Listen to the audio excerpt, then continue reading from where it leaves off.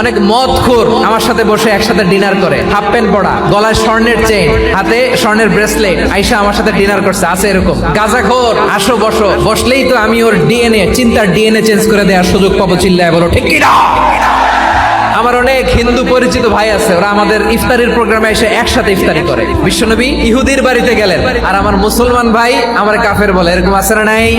মুসলিমরা দেখতে পারে না, সহ্য করতে পারে। বিষ্ণু ইসা ইসলামের খাদেম ছিল ইহুদি, এতদিন খেদমত করলে একদিনও বিশ্বনবী ওর কালিমার দাওয়াত দেয় নাই। কারণ কি? বিশ্বনবী একটা ভালো সময়ের অপেক্ষা করতেছিলেন, দায়ী সুযোগ খুঁজে কখন দাওয়াত দিলে ব্যাটে বলে হবে, ঝোপ বুঝে কোপ মারে। বিষ্ণু ইসা ইসলাম ভালো সময়ের অপেক্ষা করতেছিলেন, দেখি আস্তে আস্তে এমন সময় আসছে, ছেলে এবার মুমূর্ষ, যখনই টাইমিং পেয়েছেন দাওয়াত দিলেন, পড়ো লা ইলাহা ইল্লাল্লাহ। প্রতিবেশী ইহুদি হোক হিন্দু হোক, যাবেন, সুসম্পর্ক রাখবেন, উপহার দিবেন, বিপদে পাশে দাঁড়াবেন। অসুস্থ হইলে একটু আপেল নিয়ে যান, আঙ্গুর নিয়ে যান। ইসলামের বিউটি দেখে, সৌন্দর্য দেখে অবাক হবে, নসিব ভালো হলে কোনোদিন কালিমা পড়ে মুসলমান হয়ে যাবে।